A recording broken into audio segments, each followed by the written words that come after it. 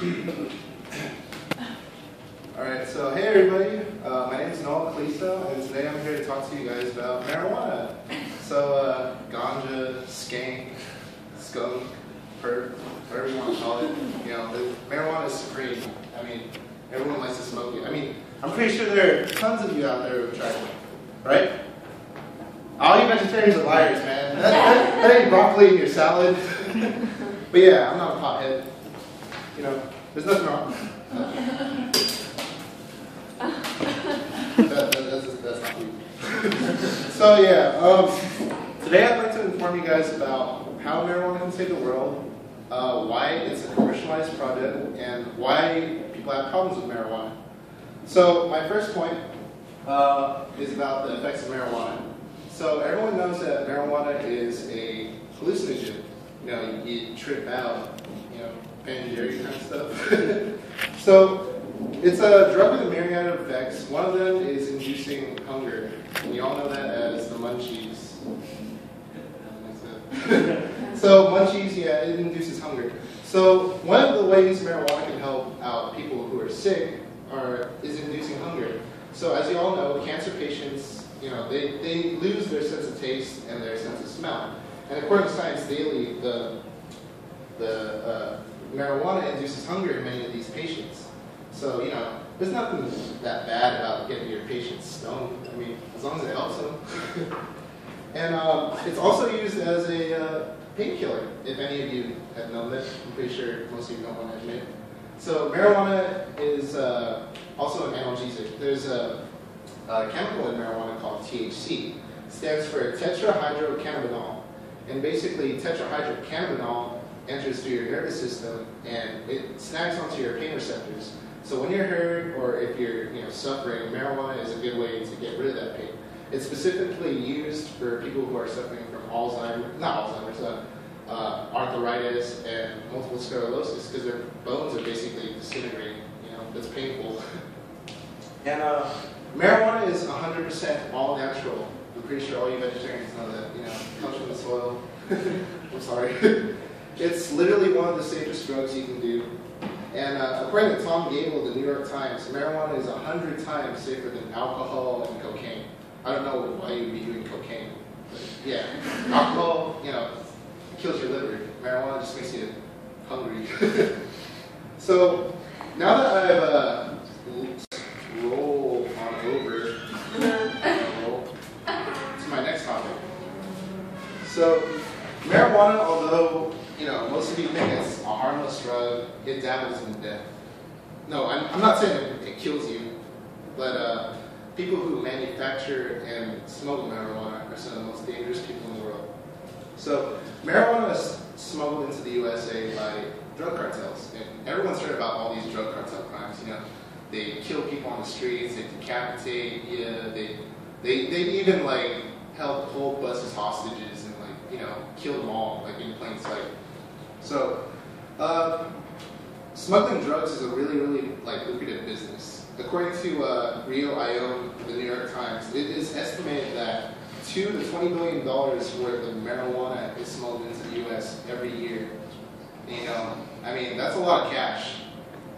And in fact, everyone's heard about the war on drugs. The USA isn't making this any better. In fact, we're wasting money on this. So y'all know that you can go to prison for marijuana just for having a small ounce, not even an ounce, a gram. So just to support this statement, Jared Merritt of the Badger Herald found that 17,000 people in Wisconsin were arrested for having possession of marijuana, and that's 87% of the drug charges in that country, in that state. And it cost the state $132 million to basically file paperwork just to jail these guys.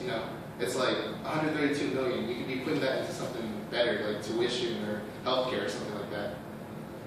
And it's also known that a lot of people have been killed during the drug wars. So according to Daniel Hernandez of the LA Times, 40,000 people have lost their lives during the war on drugs. So can you imagine that? 40,000 people fighting over, a small plant. That's as many people killed in Iraq and Afghanistan combined. It's almost the same amount. So, yeah, now that I've planted my route, let's get higher. I like an astronaut. So, as you all know, marijuana is a cash crop. It can actually help boost the economy. So I know all of you want to be drug dealers and crack fiends and all that, but that's not good. So there are actually states out there in the U.S. that have actually authorized the opening of marijuana dispensaries. Colorado, for instance, according to Mark Meno, $7 million were put into applying for marijuana dispensaries. So, you know, $7 million just from Colorado itself. I mean, Colorado's not that populous, but if you make $7 million alone just applying, think of how much money you can make, like, selling this stuff. And it's actually been put into effect in Colorado also. So Chicago has actually observed Colorado's behaviors, and according to Dorothy Tucker, the most lucrative drug dealer, dispensary, whatever you guys want to call it, has made up to $500,000 in revenue a year. So, you know, it's basically farming, but people get stoned off your farming. And legalizing marijuana can also help save lives. I mean, 40,000 people have died just because you can't smuggle it over the border. I mean, Wyatt and Castillo state that 30% of the drug cartel's profits would be cut if we legalize marijuana. And you know, like, drug cartels are violent. They'll do anything to get their product. If we start legalizing, you know, what's the point in them selling to us if we can make our own strains? And drug cartels are very, very notorious for spiking their marijuana. So we'd have a really, really clean product. And violence would probably be reduced because, you know, we aren't trying to smuggle it over the border, and, you know, we aren't trying to get caught. So what's the point of just, like, smuggling it and selling it on the ground when you can sell it, like, legally, like, you know, hand it off? So I hope that you all have, like, learned something about marijuana. I hope, you know, that it's not, like, demonized around you guys. Like, it's not a bad drug. Like, I don't smoke. Like, really, that's fake. I swear. That it's actually a really, really, like, helpful crop. I mean, it helps people who are sick. It makes money. You know, not in a bad way, but, you know, it helps people out.